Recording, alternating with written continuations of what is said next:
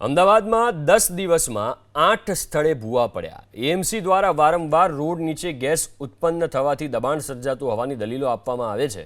શહેરમાં અંદાજે 690 જેટલા વેન્ટિલેશન કોલમ મુકાયા હોવા છતાં સ્થિતિમાં કોઈ ખાસ સુધારો નથી જોવા મળતો।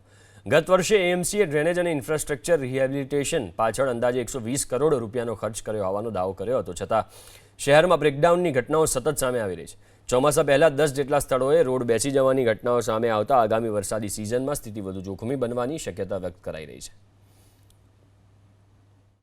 એકના એક સ્થળે સતત ત્રીજા વર્ષે અમદાવાદ શહેરમાં સર્જાયું છે બ્રેકડાઉન। વાત છે અમદાવાદના દક્ષિણ ઝોનમાં આવેલ મણિનગર ખાતેની, જ્યાં આગળ એલજી હોસ્પિટલ નજીક એક જ સ્થળ ઉપર આ ત્રીજી વખત બ્રેકડાઉન સર્જાવાની ઘટના સામે આવી છે। દ્રશ્યો અહીંયા આગળ આપણે બતાવી રહ્યા છીએ। 2 દિવસ પહેલાં આ રોડ છે તે અચાનક પીક અવરના સમયે બેસી જવાની સ્થિતિ સર્જાઈ હતી। છેલ્લા 2 સપ્તાહની વાત કરીએ તો અમદાવાદ શહેરમાં અત્યાર સુધી 10 જેટલા બ્રેકડાઉન છે તે સર્જાઈ ચૂક્યા છે અને અમદાવાદ મહાનગરપાલિકાએ આ પૈકીના એક પણ બ્રેકડાઉનને લઈને કામગીરી હજી શરૂ કરી નથી।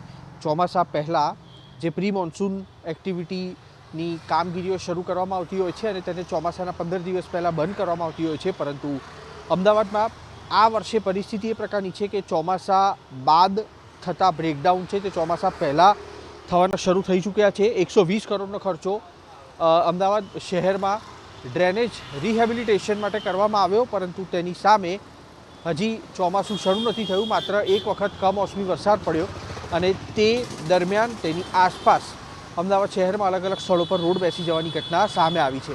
આપ દ્રશ્યો પરથી અનુમાન લગાવી શકતા હશો કે પીક અવરના સમયગાળા દરમિયાન આ રોડ ઉપરથી પસાર થતા વાહન ચાલકો માટે કેટલી મુશ્કેલી અહીંયા આગળ ઊભી થતી હશે, કારણ કે બ્રેકડાઉન થયું છે ચોક્કસથી 7 થી 8 ફૂટનું અને તેની આજુબાજુ બેરિકેટિંગ કરીને મૂકી રાખવામાં આવ્યું છે। હજી તેનું રિપેરિંગ કામ છે તે શરૂ કરવામાં આવ્યું નથી।